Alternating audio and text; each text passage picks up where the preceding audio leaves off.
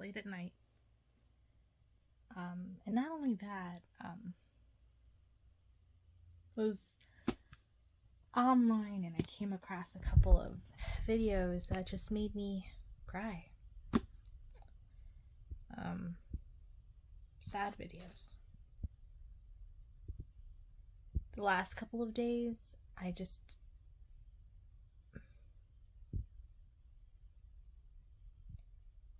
I felt other people's sadness.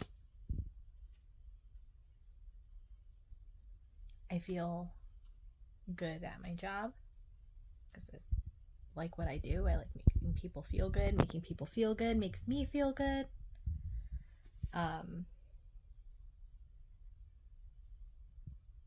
I just wanted to put that out there. And anytime I would be like, God, fill me with your Holy Spirit, and help me to send your loving light and energy to anybody who needs it. But when people need it, they are taking from you. And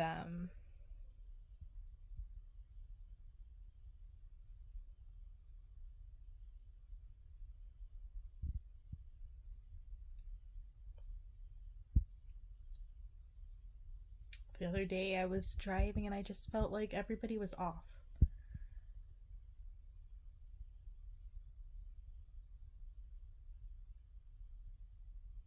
Almost like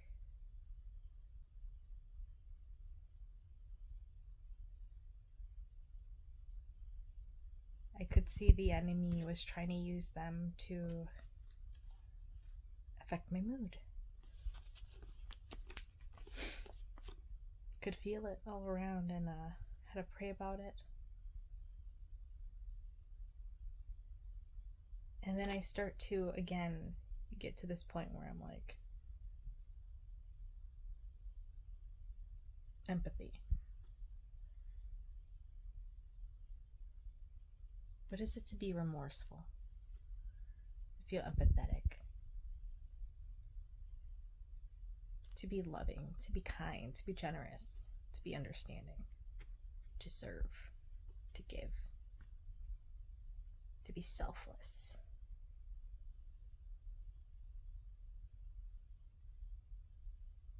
When Jesus did all of this, he didn't think about what he was going to gain. The whole world was going to think he was a rock star for believing in good things.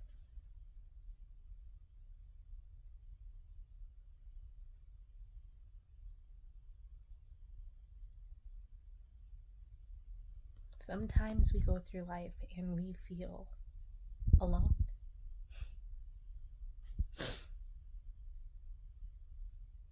I had a father whose head was always in the clouds when I was a kid. I would think his head was always in the clouds. He'd have conversations with himself. He'd tell me I'm talking to God. He'd lock himself in the room for a few days to fast. He would pray and talk about the Father, the Son, and the Holy Spirit. He would talk about heaven. He would talk about salvation.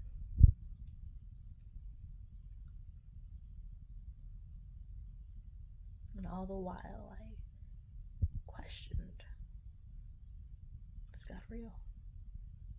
But this is important. For it's the questioning that allows you to seek.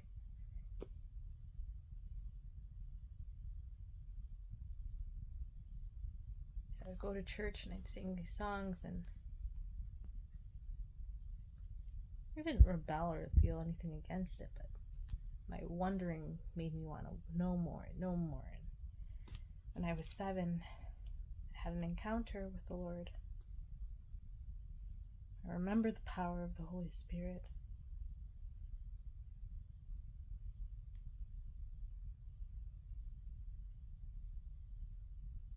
And what had hardened my father's heart, what had happened to me, is what opened mine up to the Lord.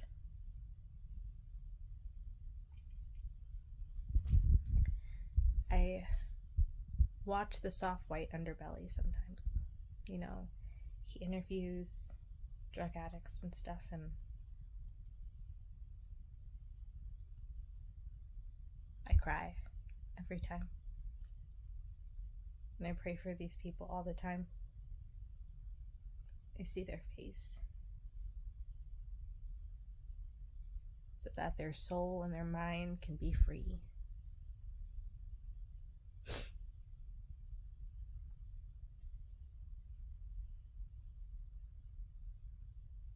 You are not alone. You are never alone.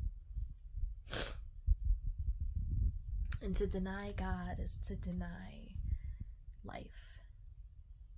It's to go against what is good for you.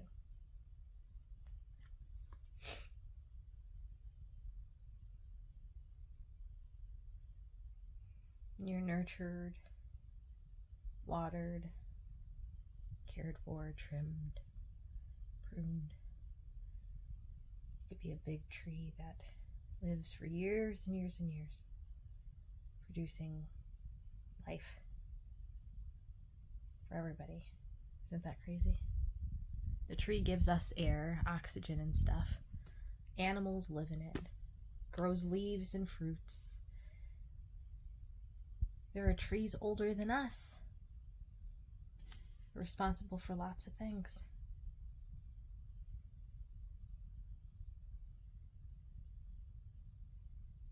And if life is just a mere reflection of yourself and you don't like what you see, then where do you think you have to start? It's you.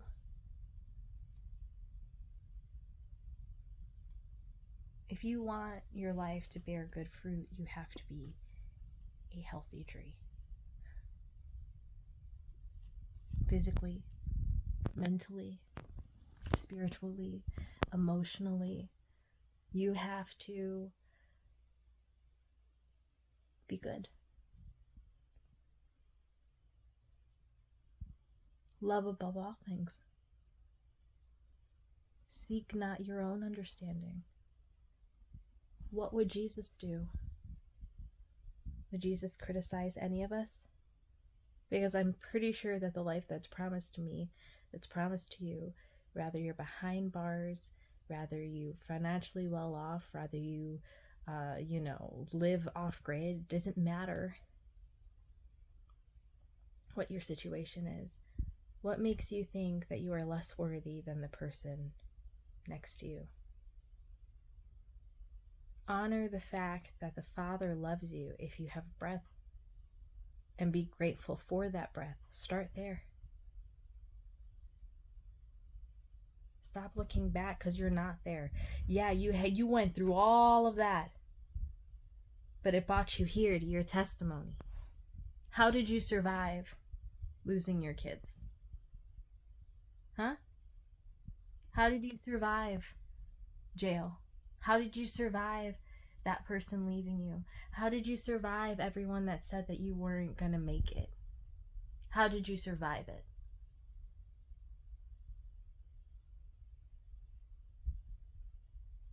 We want to go ahead and take a bunch of medicine to try to get past these things instead of just going to the Father. I always tell my dad, sometimes it's hard for people to go to God because they don't have a dad. Because they don't know how to trust anybody.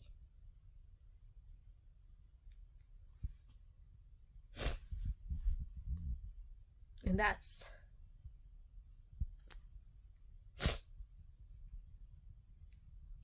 something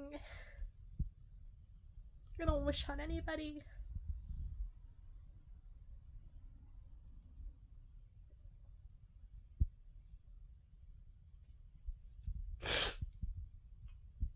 But if you want to start feeling that, you have to start being that. Do you understand that?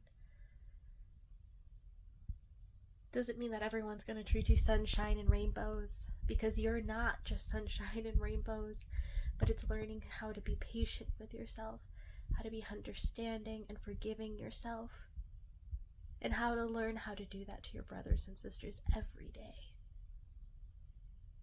Every day. Because every single person matters. Every person matters. Every person matters. I don't want to have to sit here and say what kind of people. No, teachers, moms and dads and brothers and sisters and neighbors, they matter. The crossing guard matters. The janitor matters. The mailman matters. The servers matter. Everybody matters. So, just want you to know that it starts with you. And I feel like lately there has been like an uneasiness around. And it's only because we are starting to fall back into the way of unity. You guys, we cannot let the enemy interfere with that. 2020 was horrible. Manipulative, political, weird stuff. It was horrible. And now we are coming together and we have our children back in school, and the enemy is trying to get through us by any means. And we have to learn how to sit with the Lord and trust Him. Not men on TV, not any of that. Or if anything, just the minute that someone starts to speak anything negative, whether it's about pills or birth control or a condom commercial or a car accident or bad weather or anything, if there's anything that's making you feel any kind of negative, the phone call, from a friend that likes to throw problems on you, or your parents telling you that you need to pick a different career, whatever the issue is, you need to learn how to just separate yourself from that completely and learn how to live without it. Stop surrounding yourself with things that are going to take you away from love, away from your freedom. Okay? We are no longer slaves in Egypt. We don't work for man. God gave us the right to live our lives, and He brought us into this world to be fruitful. Okay? And Mathew 13:14 is what I opened the Bible up to today. It says, "In them is fulfilled the prophecy of Isaiah." It says, "You will be ever hearing but never understanding, and you will be ever seeing but never perceiving. For this people's hearts has become calloused, and they hardly hear with their ears, and they have closed their eyes. Otherwise they might see with their eyes, hear with their ears, understand with their hearts, and turn, and I would heal them. But blessed are your eyes, because they see, and your ears, because they hear. For truly I tell you, many prophets and righteous people long to see what you see, but did not see it, and to hear what you hear, but did not hear it. Listen then to what the parable of sower means. It says, when anyone hears the message about the kingdom and does not understand it, the evil one comes and snatches away what was once sown in their heart. And this is the seed sown along the path. The seed falling on rocky ground refers to someone who hears the word and once receives it with joy. But since they have no root, they last only a short time. When trouble and persecution comes because of the word, they will quickly fall away. The seed falling among the thorns refers to someone who hears the word, but the worries of this life and the deceitfulness of wealth choke the word, making it unfruitful. But the seed falling on good soil refers to someone who hears the word and understands it. For this is the one who produces a crop, yielding 160 or 30 times what was sown. He told me to read this, and I hadn't even read it until just now that I'm recording. So it's Matthew 14 until the 23rd 3. And it's so crazy that it's referring to seed and roots. And I was just talking about trees. Insane. I just like, ugh.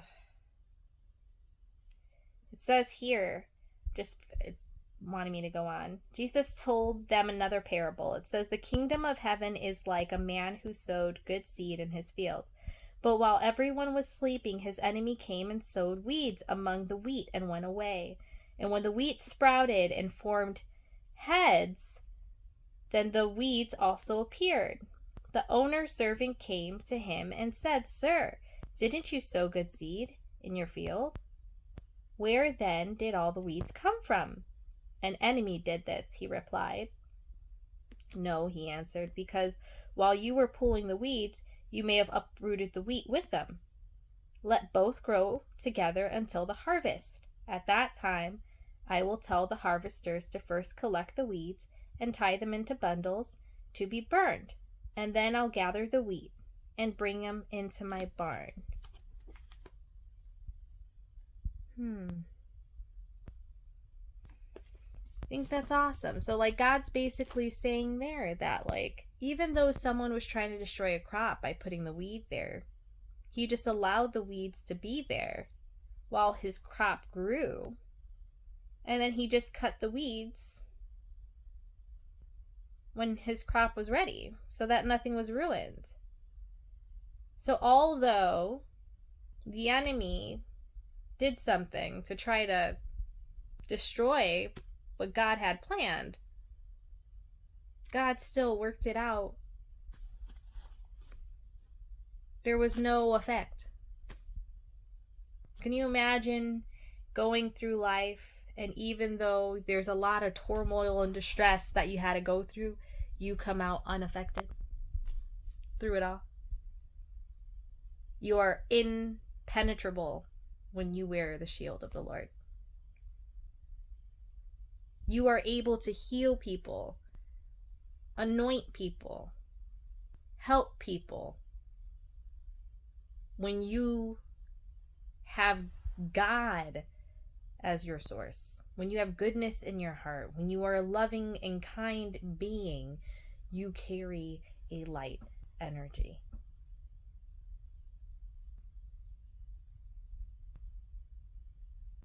Light, it attracts all kinds of things. And I know sometimes, like, people think that the darkness is in essence a horrific thing. Like, people that are addicts, or people that have mental disabilities, or people who are lost are bad. When really it's just that they need healing, they need love, they need light. And so if you're able to carry that, then you do have a responsibility here of giving out that light and that love. Because when you hold it for yourself, God's gonna look at your heart. That's what it means to have a hardened heart. When you start to feel cocky, and you start to hold things for yourself and have a heart that's only for your intention and what you want out of it. When you start to get to that point, you're no longer light, even if you're holding a name tag that says pastor or reverend or pope or president or teacher or nurse or doctor or librarian or police officer. It doesn't matter what badge you put on. If you are not standing wholeheartedly in God, in truth, in dignity, in love, in respect, in humility, in all things good, and your spirit's not right, it's going to be seen for what it is. Your reality is going to be seen for what it is.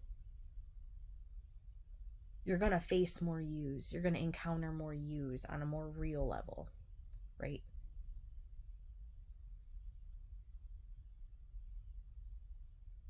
So you can either get with it and be a good person and surround yourself by good things, good energy, get right with the Lord, right? and see how your life transitions. And it's kind of smooth because once you start to talk to him and listen to him, you're able to understand what's going on. And not over that, you're able to empathize at this level that even when you're far away from your family and friends and even people you don't even know, you could pray for them and you can feel them. And when you do, you should reach out and or ask the Lord, for guidance on what to do. But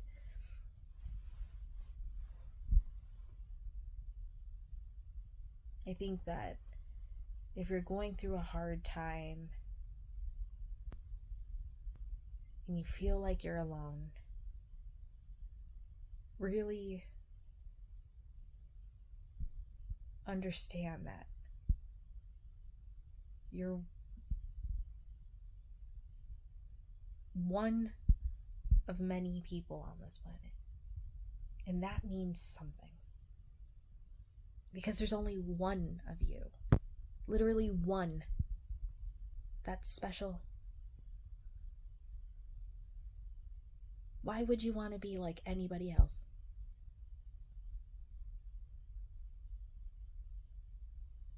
So start paying attention to what little you wants. How you want to be loved. There's nothing wrong with that. It doesn't make you weak. Why is that? Why is wanting love make you weak? I'd go crazy if I didn't feel loved, man. I wouldn't be married to my husband if he didn't treat me right, if he didn't love me. No. So I hope you got something out of this, but